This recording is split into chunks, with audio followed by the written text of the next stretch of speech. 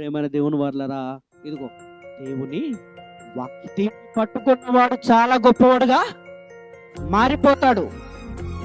వాక్యాన్ని చేత పట్టినవాడు చాలా గొప్పవాడుగా మారిపోతాడు. ప్రభునందు ప్రేమైన దేవుని వాళ్ళరా, ఒక్కసారి మీ పిల్లల్ని ప్రతిరోజు దీన్ని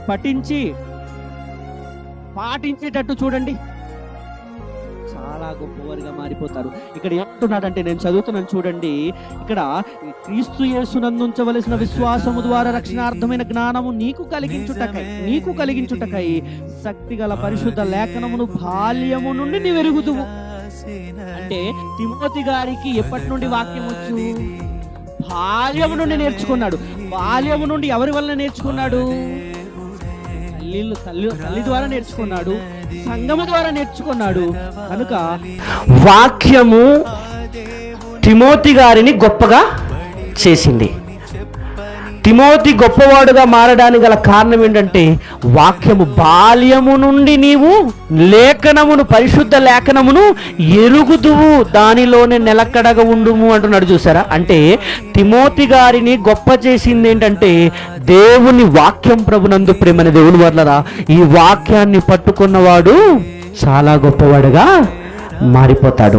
పిల్లలు బాల్యము నుండి దేవుని వాక్యం నేర్చుకుంటే చాలా గొప్పవాడుగా మారిపోతాడు. ప్రభునందు ప్రేమైన దేవుని వాళ్ళారు, ఇక్కడ ఏం చెప్తున్నాడంటే, శత్రువులకు మించిన జ్ఞానం వస్తుందట మన పిల్లలకి.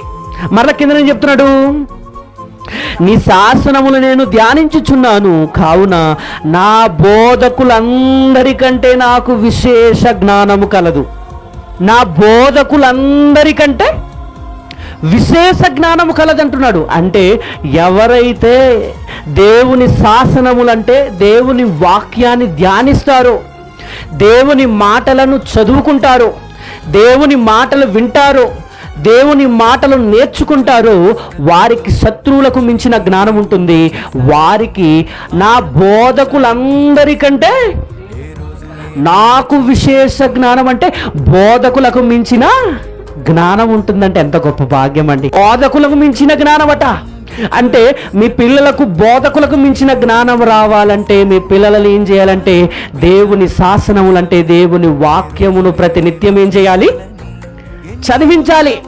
శత్రువులకు మించిన జ్ఞానము, వృద్ధులకు మించిన జ్ఞానము, బోధకులకు మించిన విశేష జ్ఞానము కలిగి ఉండాలంటే వాక్యాన్ని నేర్పించాలి. వారు కూర్చున్నప్పుడు, లేచినప్పుడు, పండుకున్నప్పుడు దేని గురించి చెప్పాలి?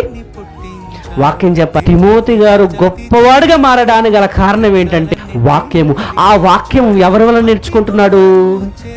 పౌలు గారి దగ్గర.